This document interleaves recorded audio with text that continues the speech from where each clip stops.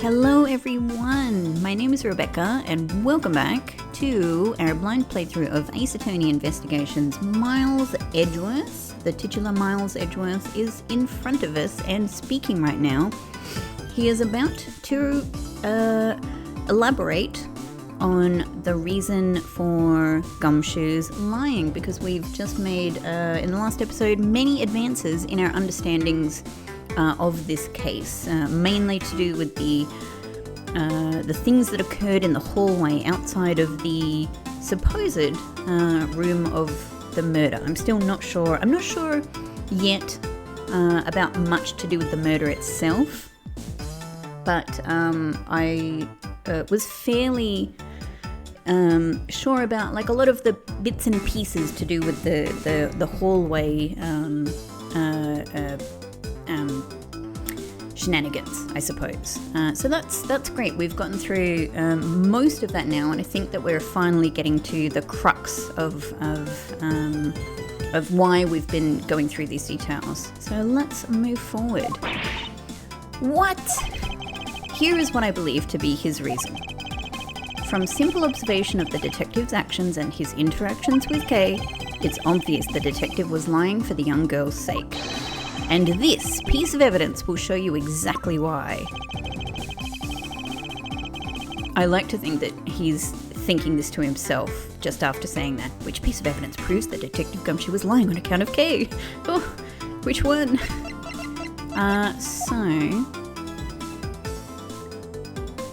So what we're after is the piece of evidence that proves Gumshoe was lying. I mean, I suppose I think it's this. Well, this is the evidence that I think proves Gumshoe was lying, but not, it's, you know, like lying on account of Kay. I guess it depends on what they mean by on account of Kay.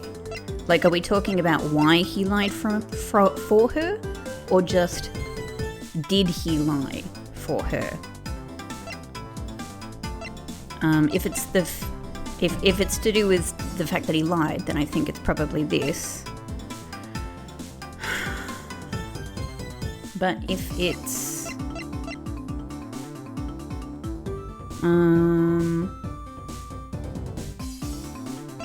to do with why he lied for her, outside of, you know, wanting to protect her, I'm not sure that we have anything about, like, exactly.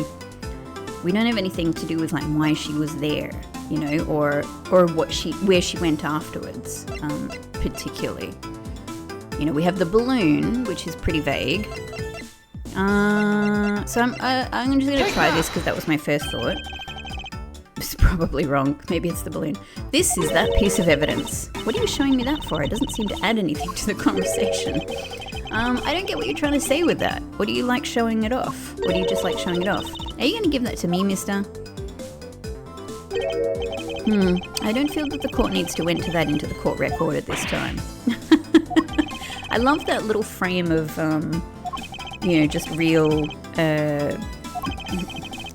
like real humiliation, real shock. Although it's possible that perhaps I made a mistake and that's why. Now then, back to the topic at hand. Detective Gumshoe lied for Kay's sake, and I know I hold the evidence which shows the reason why. Yeah, the reason why he lied. Okay, so that's what we're after. I was getting stuck on,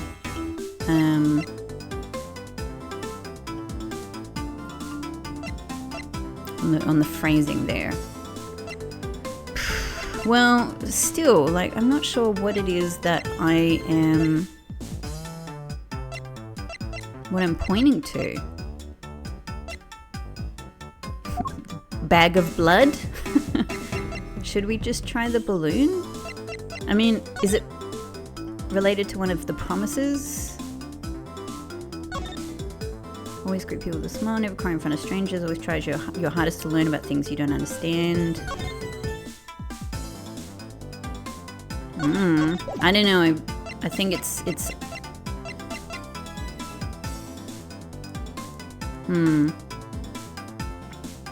I don't really know. I'm not really sure like where this is going. So I might just go in order. I'll try the balloon. That was the next thing. Nope. Totally wrong. Alright. Promises then. Promises.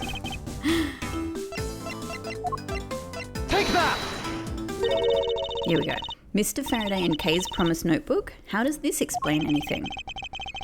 If you could take a look at this page, it's clearly written that Kay should never take things from a stranger. Not in a million years would I guess that this was the reason why he lied for her. Like, surely it's to do with her involvement with the case, not her book of promises to her dad. When Detective Gumshoe heard about that promise, he tried to cover for Kay. Yeah, but that would be... nobody would care about... Her dad is dead. The entire time that Gumshoe has been lying about this, her father has been dead. Nobody else cares except Kay, and Kay hasn't been around. To hear this, I just... No, surely it relates to the case. Surely it relates to her involvement in the events surrounding the murder. What a foolishly foolish fool's full of a foolish reason for a fool. Yow! Gummy, you lied because of me, didn't you? Because I'm your friend, Kay, that's why. Gummy... At long last, Detective Gumshoe, can you please tell me the whole truth now? Guess there's no beating you, huh, pal? Okay, I'll spill the goods. I'd been standing guard for a while. I was getting really hungry, and that snack vending machine was taunting me. Oh, excuse me. But all the cash you had on you was $5, and that wasn't enough to buy anything, right? After all, the cheapest item in that machine is a $6 pack of Swiss rolls. Yeah, but then, like an angel from heaven, Kay showed up. There she is. I was thinking about sharing a snack with Daddy. So I wanted to buy a Swiss roll. But I only had about $1 in coins. Well, this is a grand meeting. So we pulled my $5 and her $1 together and bought a pack of Swiss rolls together. But I was worried about breaking one of my promises. So then Gummy said, Mr. Faraday's one scary guy when he gets mad. Okay, so he's kind of got that recent experience with being afraid of Mr. Faraday. But don't worry, you won't get in trouble if I don't tell, right? Besides, you bought it with me. Yeah, it's interesting though. I mean, because Kay will know that she didn't keep her promise, you know, and it seemed like that was quite important to her. So you didn't really get it from me, you know? He told me it'd be okay, and he gave me a whole roll to save and give to Daddy. Who knew that Scruffy could be so considerate? Indeed. Well, everyone except you two, I think. Detective, I take it that you then sat down on the bench and ate the rolls together? Yeah, we split the other roll and ate it right then. The sweet taste of that cake's chocolate. I'll never forget it as long as I live, pal. Wow, must have been really good. Anyway, Kay, I believe this also belongs to you. Oh, that's from the balloon I popped. It's bad manners to leave garbage lying around, Kay. Her father is dead. You're giving her grief about a bit of a balloon? I'm sorry. Well, I guess I can't blame you for not throwing this one piece away, and also it's probably going to be key to solving this case. Jeez, man, these people. It was sitting high up on a windowsill where you couldn't see it. So just this once, I forgive you. But that balloon... I wanted to surprise Gummy a little, so I popped it on purpose. Oh, okay, I was wondering really what happened with the balloon. And because of me, Gummy dropped his half of the Swiss roll. Okay. I did originally wonder when he dropped it if it was going to turn out that he dropped it because of the gunshot, but yeah, the balloon popping. This is so much more of it was already like quite a delightful picture, but now it's a really delightful picture. That is so cute. That is so cute. I've got to say, the character of Kay has grown so much more on me, having met her as a child now. I think like in the in case 3 we just didn't, she wasn't developed at all as a character, really at all. Very, very, it was really just these fairly shallow interactions, her making quips and jokes and stuff like that. We didn't get any insights into her whatsoever. It was just so, we didn't understand even why she was there, so like not even kind of basic development really. Just a couple of tiny little hints that, that obviously there was more depth coming, but we didn't see any of that depth. But now, she's, they're really developing her as a character. She's a lot more interesting now. And we've, of course, seen a very emotional and touching side of her, and especially her friendship with Gumshoe is absolutely adorable. Wow, you really got me there, pal. So I thought maybe I should give Gummy this other role. And then I saw you picking on Gummy, mister. So you kicked me, is that it? You sure are a feisty one. I'm really sorry, mister. It's alright, I'm perfectly unharmed. But about this Swiss roll, would it be alright with you if I held on to it until Detective Gumshoe is cleared of all charges and free to go?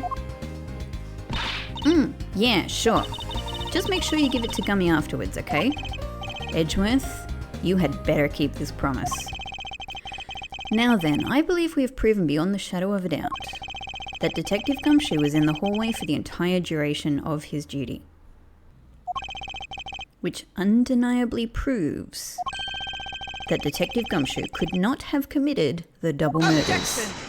Oh, who was that? That was you's objection. Interesting. Actually, it proves just the opposite, Edgeworth. You've just shown that Detective Gumshoe is the only one who could have committed the crime. Yeah, man. You're feeling really suspicious, I've got to say. Like, you're trying so hard to pin this on Gumshoe. The explanation could be that she genuinely believes he did it, or the explanation could be that she needs a scapegoat to pin this on because she's a murderer. Oh man, you don't do this to me. But then again, I don't want it to be bad either. I just want it to be the person I have no personal connection with. I want it to be Manny. Well, what do you mean? It's quite rude to eavesdrop, Miss Yu.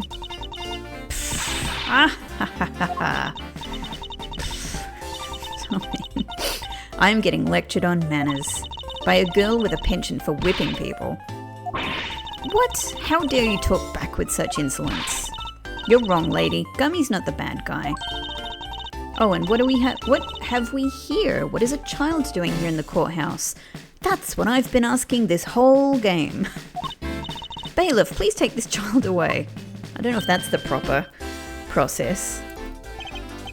Well, Miss Callisto, that girl is Mr. Imagine if someone just says, bailiff, take this child away, and the guy just shows up and does it. Like, there's no actual discussion of circumstance. There's no, accountability with the, where is the child going? Who is their, who is their guardian? Anyway, the dude just comes and takes her. What? Miss Callisto, that girl is Mr. Faraday's... I know. So what? You think that just because she's the victim's daughter, she gets to just run wild all around the crime scene? I think it's actually quite dangerous for her, to speak nothing of getting underfoot. I suppose you're right, however, on that actual point that she just made, yes. Yes, she is. As long as we're in agreement on that point, let's get back to the real issue at hand. Now then, Detective, you were in front of the door to lobby number 2 the entire time, correct? Yeah, but...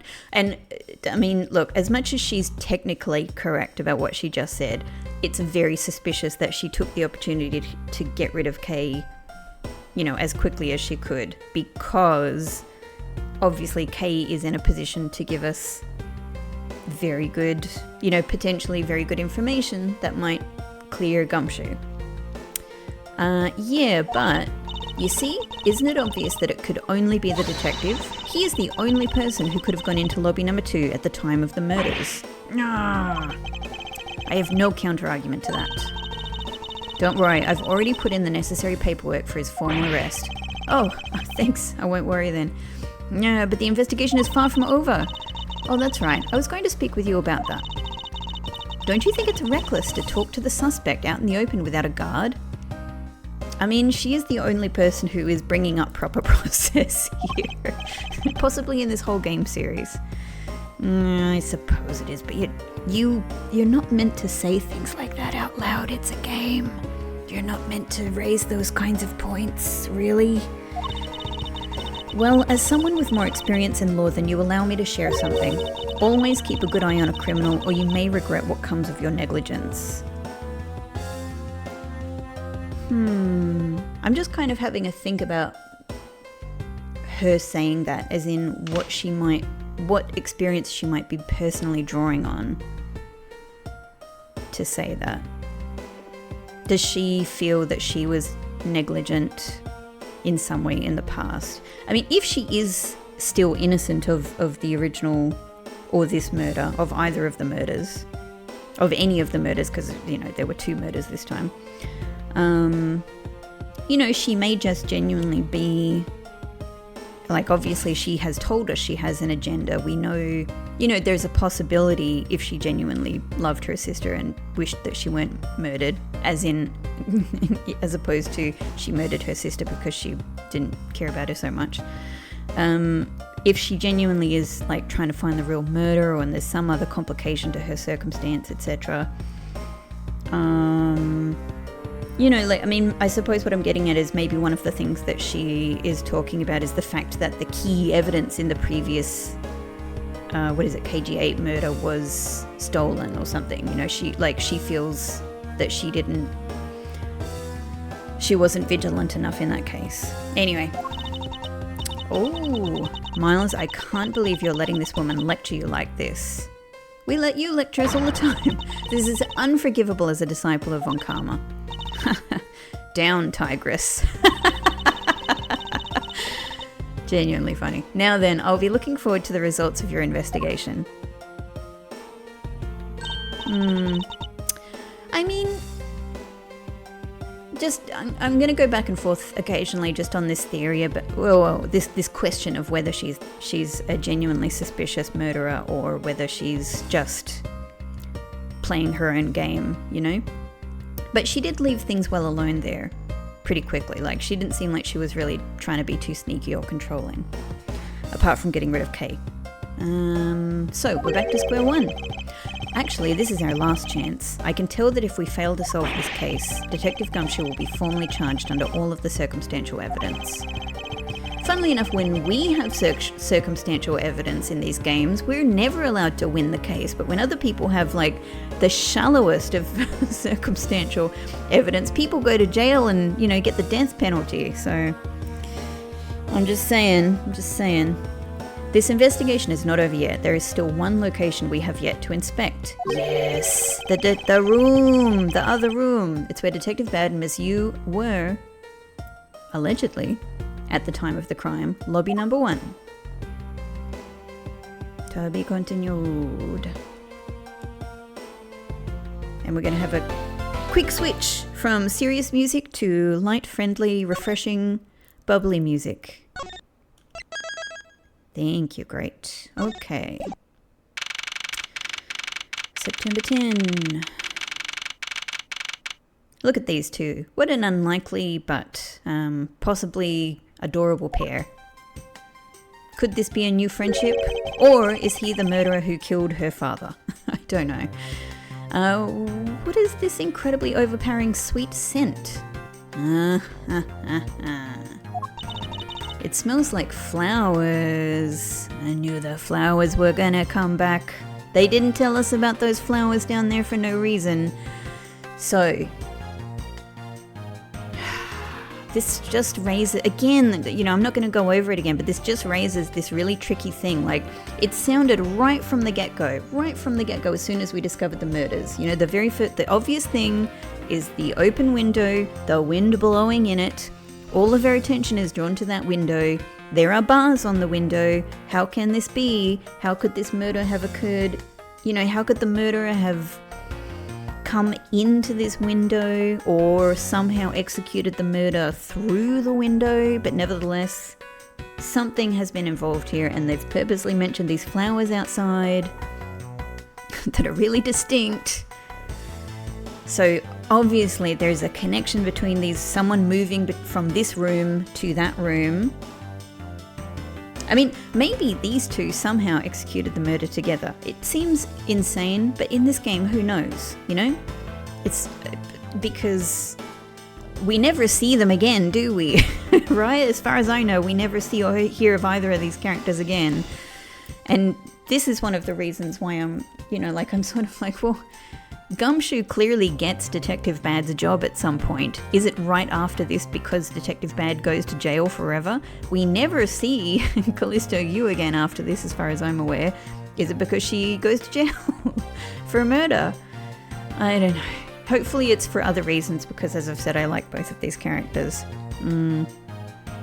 Alright, it smells like flowers. Something going on. That's the slowest running I've ever seen in my life, Kay. How are you doing that? It's amazing. It's like a dance move.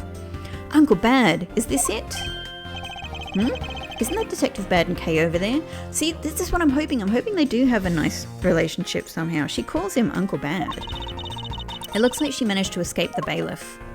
But then again, that could also just be their... That could also just be the English translation of her in Japanese calling him like Oji-san, like a very general sort of term for like a, you know, an older man. No, that's not quite it. Oh,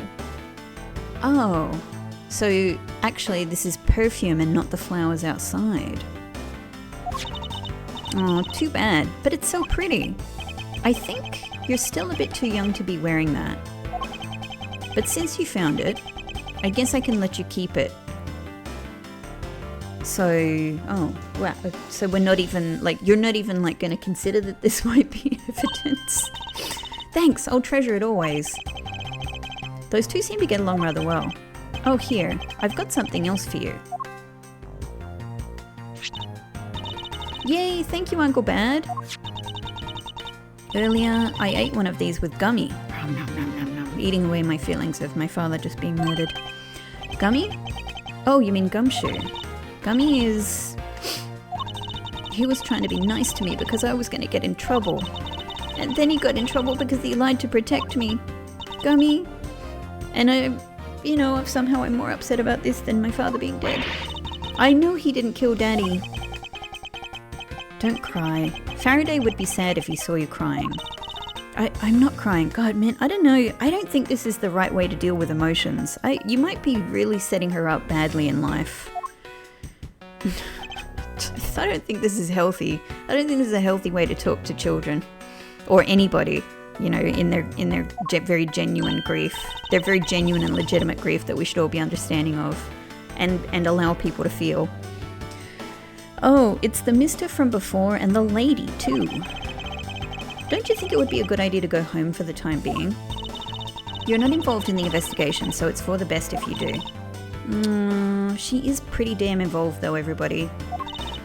Actually, I'm Uncle Bad's assistant, so I'm related to the investigation. Is that so, Detective Bad? Yeah, I guess. I mean...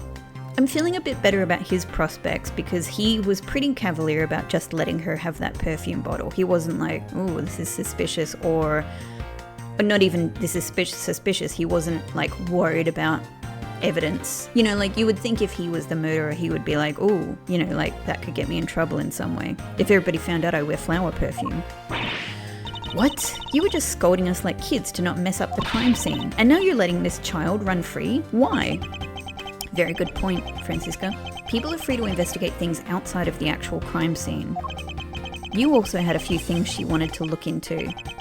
Got a problem with that? She wanted to look into in this room, you mean? Please tell us more about this? Nah. I don't have a problem with that, but I am curious as to what Ms. Yu is looking into. Yes, thank you, Edgeworth. Please, let us ask the questions. Uncle Bad, I'm going to look somewhere else now, okay? Alright. I'm counting on you. Oh, that's right. Hey, mister. Yes, what is it? I know Gummy really isn't the bad guy. I mean it. So please, find the real bad guy, okay? Edgeworth, You're making up an important promise to this child. I won't forgive whoever did this. Ooh, he's doing a Yurus and I moment. He won't forgive the bad person because they made our child cry. But in the evidence of the perfect piece of testimony and evidence, there is no one else who could be the true culprit other than Detective Gumshoe. This is very limited thinking, Edgeworth, come on. She wandered off while I was pondering. You didn't answer her, so she got bored and left. Okay, ooh, a little bit of a slowdown there. So, there's so many things to load in this game. Such a high load of. Let's try and look at some of the least important things first. That expensive painting is ill-suited to be hanging on the wall of this room. I wonder if a guard detail should be placed on it. Why do you say that? Well, a desperate, low-paid detective might make off with it someday, you never know. That is such a weird thing to say. She may be thinking about hiring a guard, but it's obvious she isn't factoring in that guard's salary whatsoever. One of the windows... Oh, I just said I was going to look at the least important things first, but whatever, let's just look at all of the things. One of the windows in this lobby is open as well. The air conditioner is working just fine in this room, so why did they open it, I wonder? Let us consider this point, Edgeworth. Nope. Alright, we're done. We're done with considering. Let's look at the plant. This decorative plant's leaves are shinier than the ones in the plant in lobby number 2. That's probably because it's next to the windows where it's easier to photosynthesize. You may be right. Plus the curtains are always drawn in lobby number 2. The caretakers of this courthouse don't think enough about the plants, do they? That's because they're the courthouse's caretakers, not a bunch of botanists. Still, it doesn't mean that they shouldn't be capable of having a wider sphere of care and thought. What an incredibly strong-scented herbal tea. I fear that more than being relaxing, this scent may make one a bit heady instead. A bit heady? You put in a special request for that. I mean, I'm just noting that there's three distinct things that, maybe even 4, but no, right, there's 3 main things kind of in these 2 lobbies that have been mentioned as being scented. There's the flowers outside, there's this perfume bottle that we found, and now there's this tea, so it's getting a little confusing. And she put in a special request for this tea.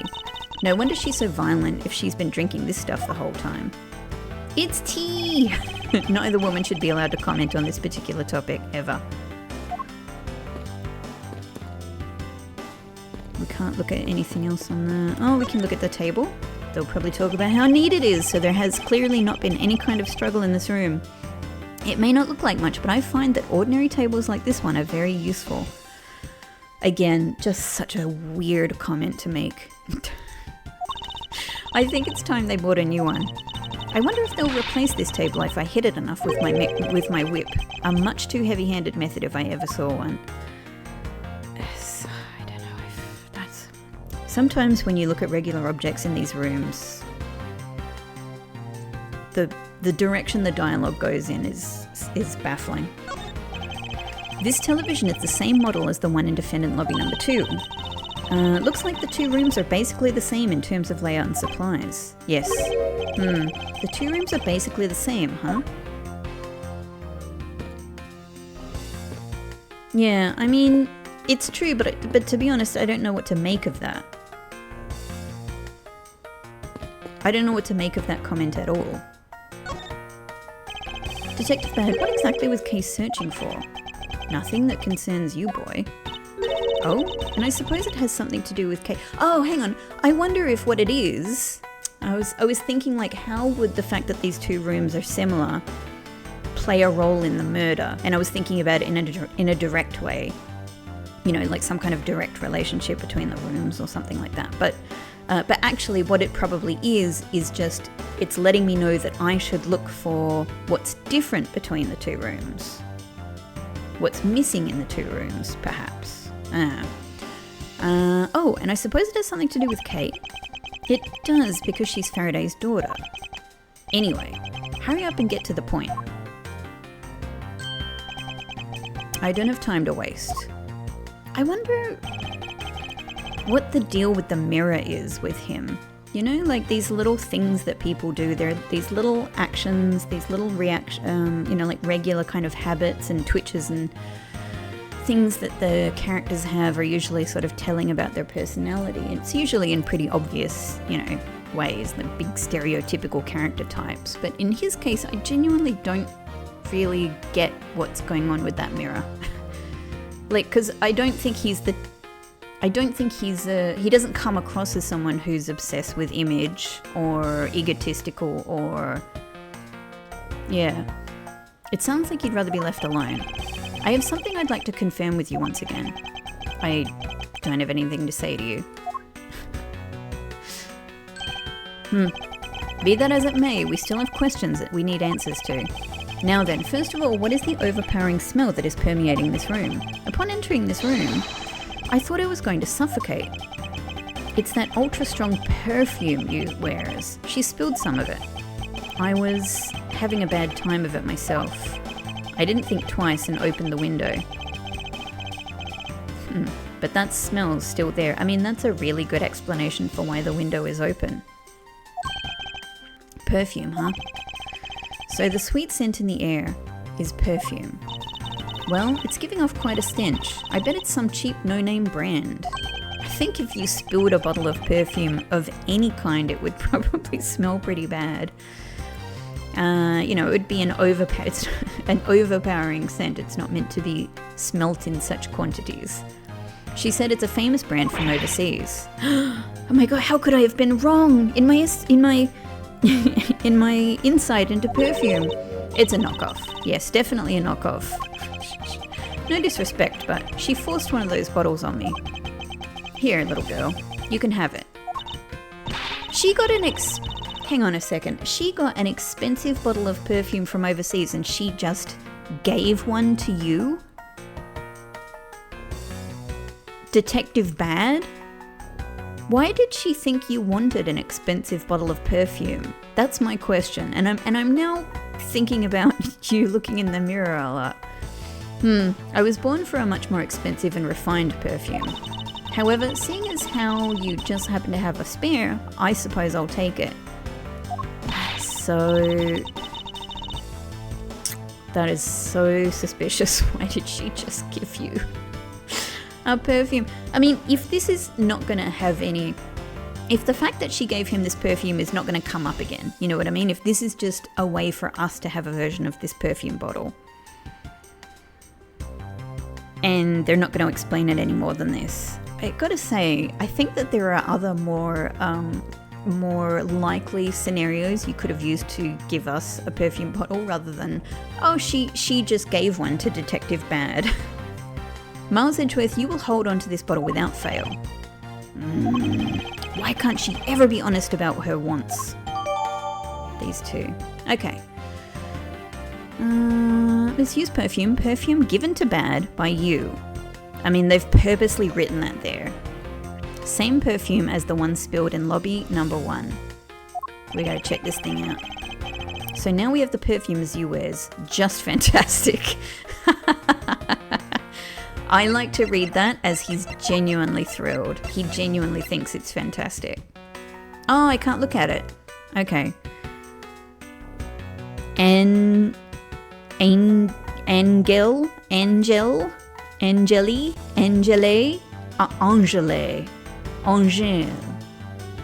Yeah. What So she has perfume. It was spilled. Bad opened the window because the smell was bad, which everyone else has confirmed. I can't fault this explanation. It sounds like it makes sense. I mean, is it about how she spilled this perfume? You know? I don't know. I've got nowhere to go with this for the moment, to be honest. Is that all you wanted to talk about? If so, I'm going back to investigating. Actually, I still have a few other things I wish to inquire about. I love his intense eyes. Please tell us, during the recess, give us your version of events. of events. So you were in this room the entire recess. Like I said, I made a call to the precinct to get that big lug down here. But other than that, I was waiting for the recess to end in here. At least your story is consistent. Earlier you stated you were in this lobby with Ms. Yu. Yeah, I ran into her in the hallway. She said she wanted to talk to me about something, so we came in here. She is definitely coming across as the suspicious one. And I don't think anything about bad has made me suspicious.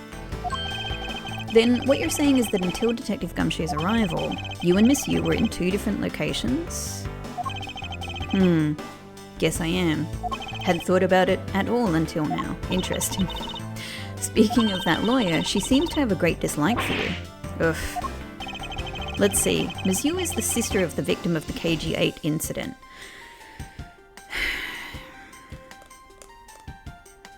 I'm just trying to remember back. Was it Detective Bad that she would think had fumbled the previous investigation? You know, did the evidence get stolen from him? Did he not do enough in the last investigation? You know, would she specifically have a motive to target him as, you know, to frame him with murder? But then to target him in that way also involves killing 2 other people. So it's like the whole, if this is the scenario we're imagining, it's like she has 3 grudges. You know what I mean? Like she's like, you 2 are getting murdered because I've got a revenge plot related to the both of you, but I also have a revenge plot related to Detective Bad, so I'm going to try and pin it on him, but actually what's happening is that it's being pinned on Detective Gumshoe. Or, you know, yeah, I don't know. I mean, the one thing I do remember is that Detective Bad is the one who's very interested in the Yatagarasu. It also seems like Faraday, in at least his own way, was very interested in the Yatagarasu. I'm finding it very difficult to see Faraday as the Yatagarasu. Anyway, I'm just getting lost in all of these potential connections. And as I recall, Detective Bad was the lead detective on the case. I wonder if the reason for her disdain isn't simply because you failed to guard Cece, but because you were the lead detective on the case. You knew? I also know that today's trial involving the Koropian Embassy staff member... Oh, by the way, ages ago, and I cannot remember how long ago, I mentioned at some point, I was questioning where a butterfly had been used previously, and I remembered it was the Kodopian Embassy flag, which we don't have access to anywhere as far as I can tell, but it is so this butterfly is here on this supposed knife that just kind of looks like a I don't know, like a letter opener to me, but yeah. So there's butterflies on this, so you have to think this is an embassy knife, and that seems to make sense. I think it also had that, might have also had that little circular thing that looks like a ship steering wheel or whatever. What do you call that? A ship steering wheel. You know what I mean. Yeah, the Kodopian flag also had butterflies on it, so this is a Kodopian embassy thing. Is being referred to as the second KG8 incident. Now then, Detective, I believe it's time you were honest with me and told me the truth behind your relationship with Miss Yu and Mr. Faraday. And the KG8 incident. All of those relationships at once, please. If you already know that much, I guess it'd be alright to tell you.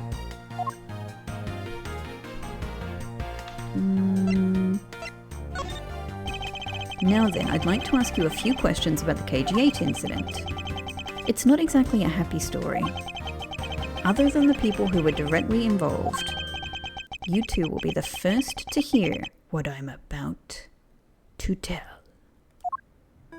That was a nice little moment. Oh my god! It's a lollipop! God.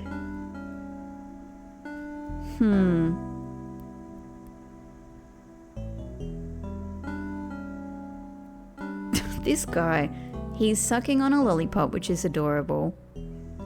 He's looking at himself in the mirror, which I don't understand.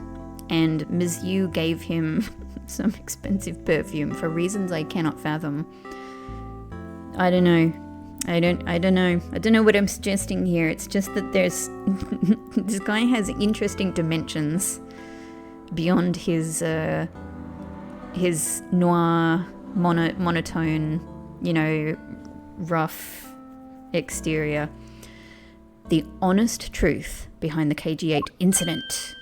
Exclamation point from Edgeworth too. Faraday, you and I, as you already know, we three were involved with the KG8 incident. Oh, look, we're getting kind of a different animation from him, like a different talking animation, I think. It's different, right? Faraday and I, we were originally on the trail of a smuggling ring. Yeah, because he doesn't have the thing in his mouth anymore. You mean the smuggling case involving one of the Amano Group's secretaries? That trial was just a front. A facade? Yeah. But the case became tainted. All because the witness who was going to testify about the Amano Group's ties to the smuggling ring, CCU, was killed. Then what became of the secretary who was arrested? Yeah.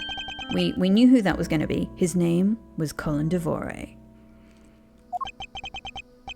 And by the way, somebody let me know that Colin Devore was an anagram of the other name that he was going under, and it's escaped my memory right now. But thank you to Robin Red Fox for that, because I would, I don't think I would have figured that out. I do know that sort of technique has been used before. It just didn't occur to me. I'm so focused on looking out for, I suppose, more direct wordplay and puns and things like that. So I sort of forgot about that possibility. So it's interesting to know. To be honest, the guy didn't know a thing about the smuggling ring, but he confessed to knowing about it anyway. Really? Devore was probably being intimidated by the big boss man. Just another scapegoat. The boss man of the Amano Group? He can't seriously mean Mr. Ernest Amano. I mean, his name is Ernest. Oh, Edgeworth. Baby doll. You got some big lessons coming about some of the people you've been associating with. That can't be right. It's probably just Detective Bad's personal hypothesis. Oh, he's like, look at the mental gymnastics that are going on there. What is he trying to do, suspecting Mr. Amano of being involved with the smuggling? Like, he up until now, he was perfectly okay with considering that there was a major smuggling ring operating within the group. But he was completely not considering at all that the head of that group might have anything to do with it whatsoever. Oh boy. I suppose it would have been quite difficult to secure an acquittal after he confessed. But the man who killed CCU, are we saying it was a man? No, of course, Manny Cochin. Right, yeah, that would be was a completely different person. But since he's already been acquitted once of her murder... Oh, is that coming into play, is it? Mr. Faraday, how could you have let him go? If I remember correctly, I heard that Mr. Faraday had an important piece of evidence stolen from him.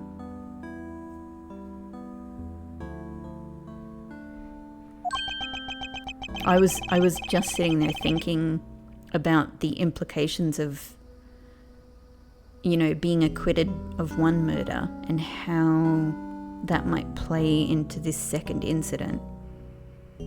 Like, could it all right, maybe this is a real stretch, but I'm just playing around. I'm just playing around with ideas here. If Miss Yu, Callisto Yu I mean, is the murderer in this case, maybe what she's trying to do is set up a second murder incident that will ultimately somehow point to Manny so that she can at least get him charged with murder, whereas he couldn't be charged with murder for the previous incident. I don't know. It doesn't actually really seem like that's happening. I'm just trying to imagine, like how that might play out. Okay. That wasn't Faraday's fault. It was mine. Yeah, alright, so this is what I was thinking. It wasn't mine, I wasn't vigilant enough. Faraday, Cece, I was supposed to protect them both. Yeah, so I felt like she was, Callisto was blaming Bad for that aspect. Ms. Yu did mention that as well, that's right, about how Detective Bad was supposed to guard her sister. But even I, who was supposed to protect them, I fell into their trap. What kind of a trap? The holes in this jacket are a testament to that trap. What? You mean you were fired upon? You were shot at that many times in one gunfight? No. Only about half of these are from that case. But the reason I continue to wear this jacket is to remind myself of the lessons I learned from the KG8 incident.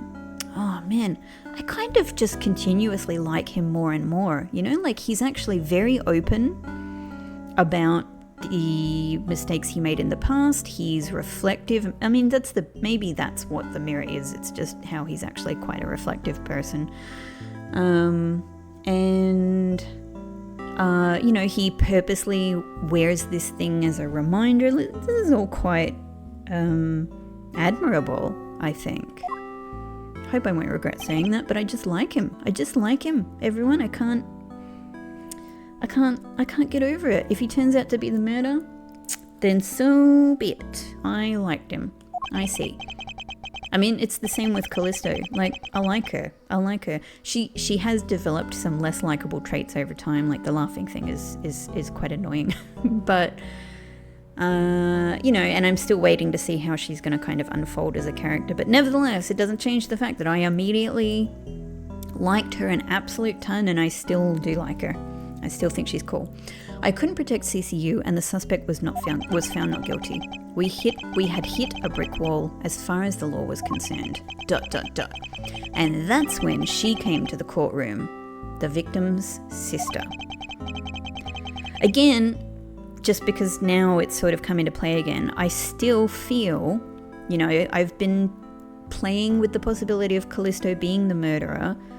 I still feel there's a lot of strong suggestion that Callisto actually is the Yatagarasu. I feel many things go in that direction. It could be that she's both, but I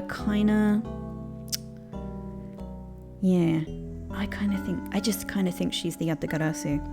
But the thing is, because we've already been in the future in the other cases, I mean, surely we're not going to find out in this case who the Yatagarasu is, right? I mean, maybe we, the players, will be let in on this, but the characters here surely will not find out. That's when I met Callisto Yu. Alright. I know we've got another couple of options, but I'm just thinking, is there anything else that I wanna hang on, I did the wrong button. Wrong sort of way into that menu. I want to present the perfume. I'm not a big fan of perfume. So, exactly what kind of relationship do you have with Miss Yu? Like I told you, we're connected through the victim of the KG8 incident, her younger sister. I was supposed to protect her, but I failed in my duties. Just another pathetic detective. After that, Cochin's not guilty verdict sparked our pursuit of the case. Me as detective and she as a lawyer. In other words, they're still working together.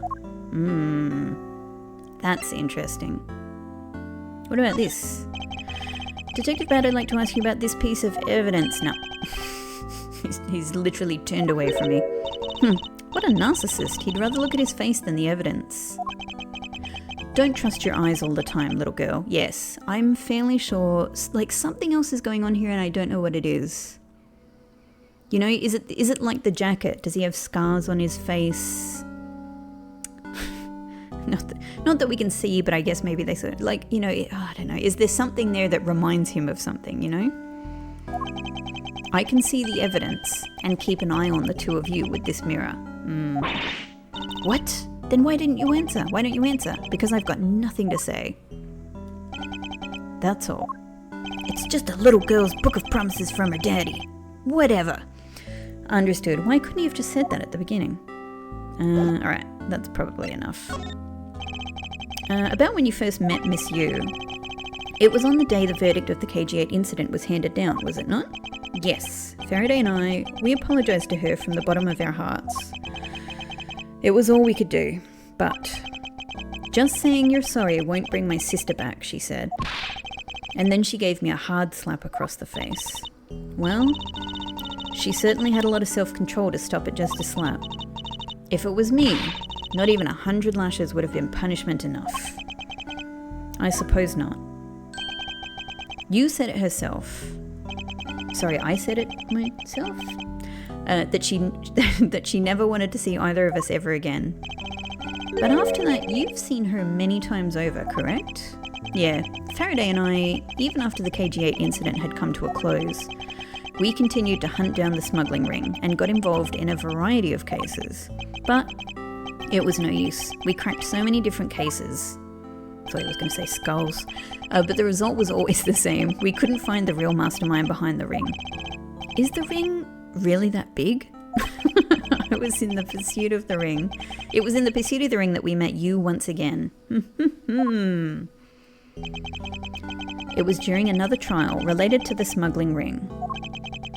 Faraday was the prosecutor and I, as the lead detective, took to the witness stand. She appeared out of the blue as the defense attorney. She appeared out of the blue, hey? Her client was related to the smuggling ring and she was defending them? What are we being given in this picture here?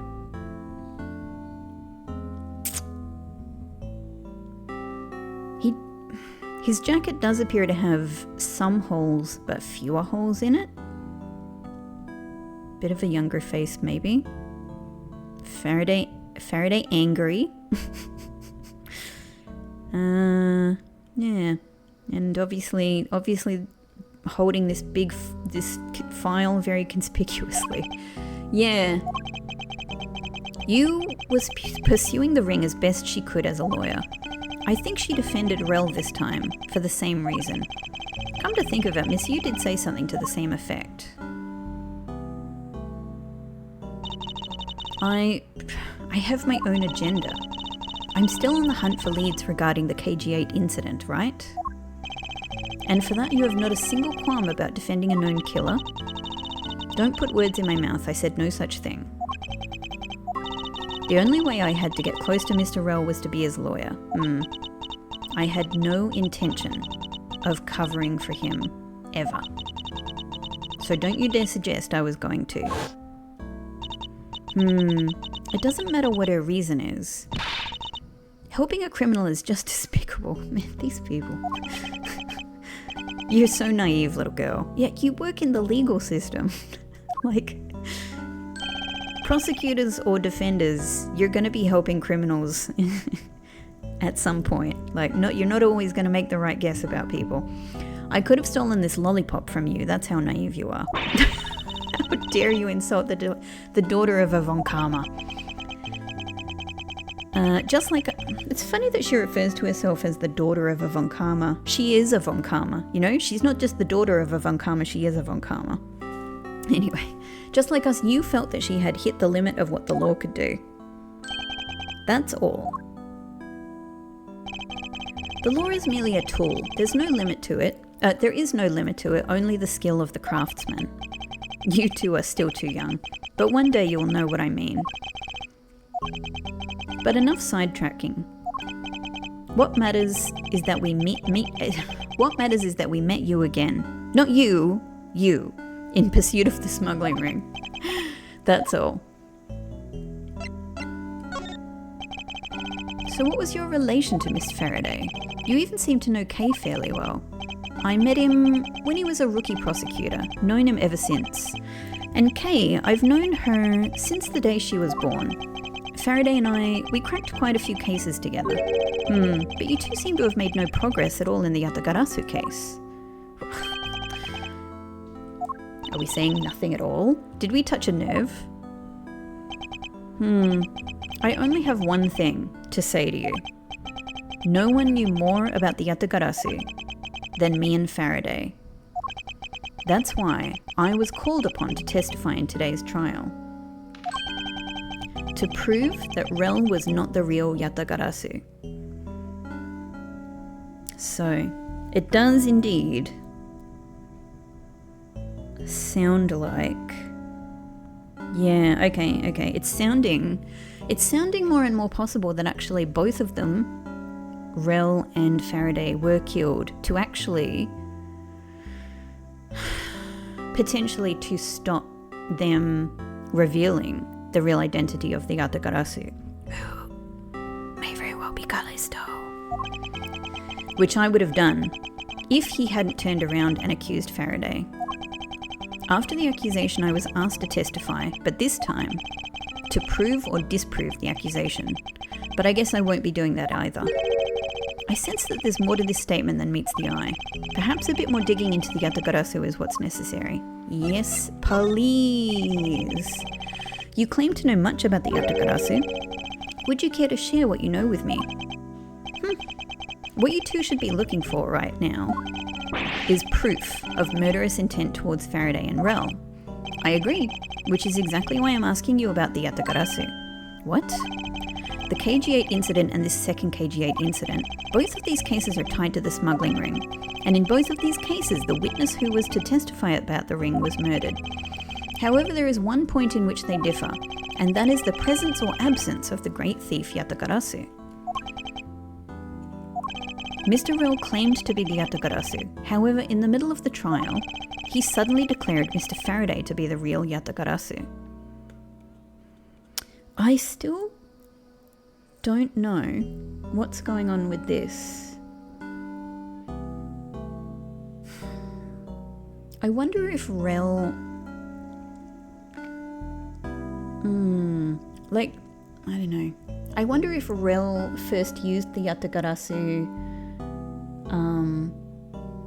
First lied about being the Yatagarasu as a way to... as like an alternative explanation for like why he was on the scene or something like that, or why he had evidence. I don't know. This one I'm really not sure what's going on with these accusations. He suddenly declared Mr. Faraday to be the real Yatagarasu. Then, during the recess, they were both killed. Don't you find that to be at least odd? The least bit odd? Miles Edgeworth, stop beating around the bush and just spit it out already. I believe there must be some reason that the two men suspected of being the Yatagarasu were both killed at the same time. Yes. A reason, huh? And so, in order to catch Mr. Faraday and Mr. Rel's cold-blooded killer, I feel that I need to learn as much as I can about the Yatagarasu. It's so interesting that Rel first said he was the Yatagarasu, and I believe it was at the point, I believe they said it was at the point where he was shown, they had, footage of him on security cameras, that then he changed to blaming, he said Mr. Faraday was the Yatagarasu. I'm not sure why. Like, I could believe if he was saying Faraday were the Yatagarasu from the outset, that he knew it was a dangerous accusation to make and might get somebody killed. But at first he was claiming himself to be the Yatagarasu, so you would think that he, that kind of been his motive at all. If it will help you solve this case, I'll give you all my evidence. Yes, thank you. Then I'll tell you the reason why we've never caught the Yatagarasu. What was the sudden outburst for? You almost made me whip you by accident. No!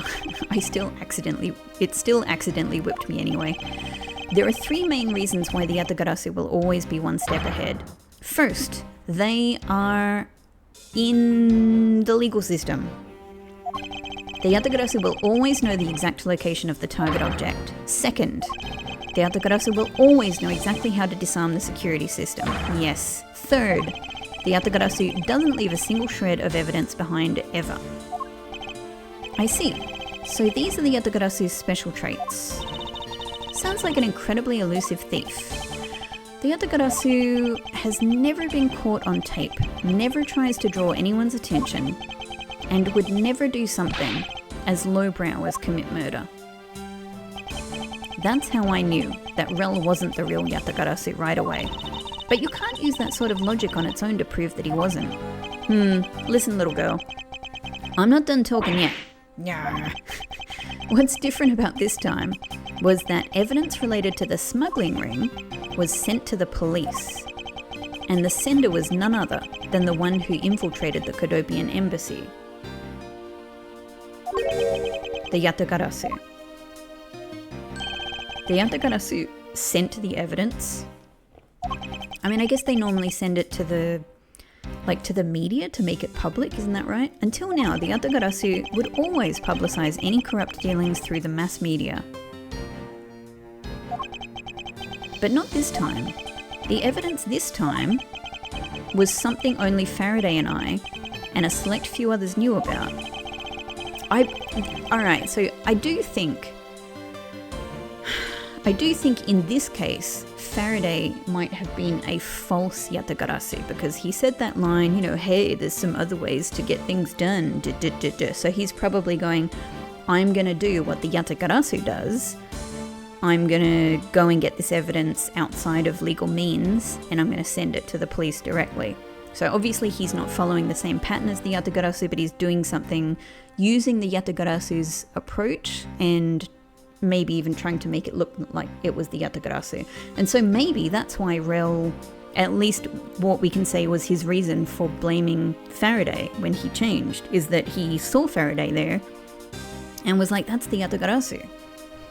Maybe seeing Faraday there and thinking he was the Yatagarasu gave him the idea to think about claiming he was the Yatagarasu. I don't know, maybe it's something like that. In that case, how can you be so sure that it was the Yatagarasu who sent it? That's easy.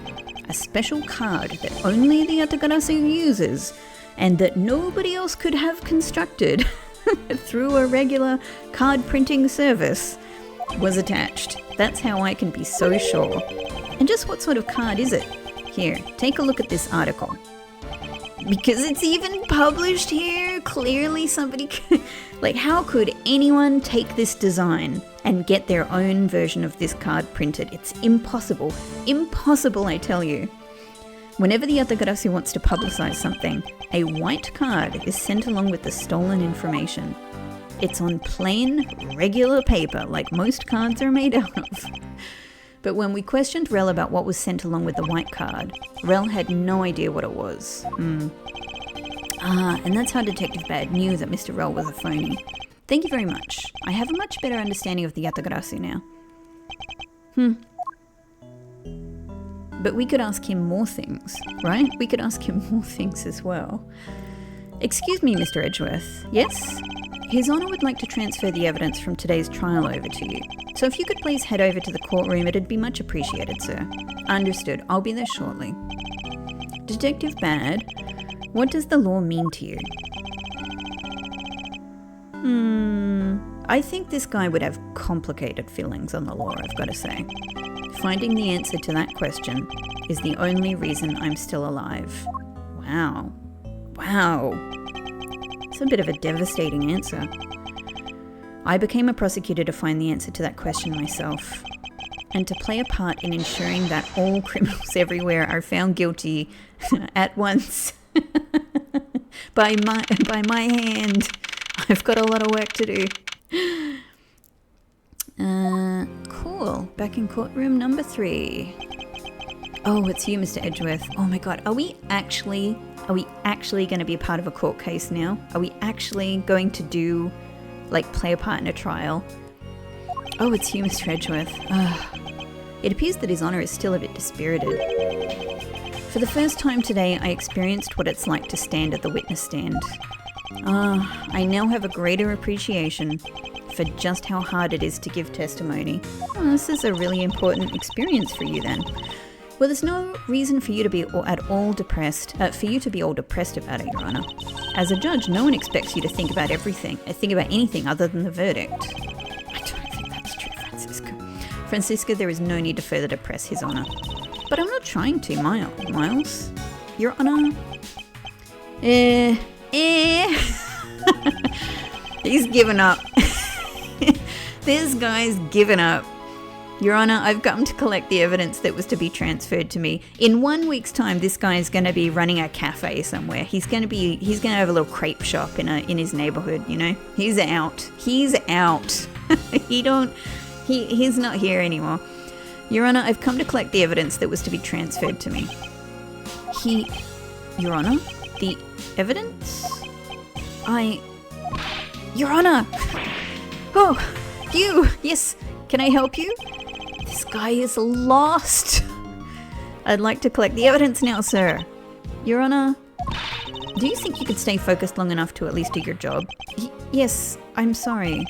And I would accept the defense attorney has yet to arrive. She is busy with the investigation, so let's keep this brief, shall we? Very well. In that case, please confirm that all the pieces of evidence are present. Furthermore, the evidence that was used in the murders of Mr. Faraday and Mr. Rell are also included, so please go ahead and use them in your investigation into their case. I see. Understood, Your Honour. The pieces of evidence that were used in the murder of these two men.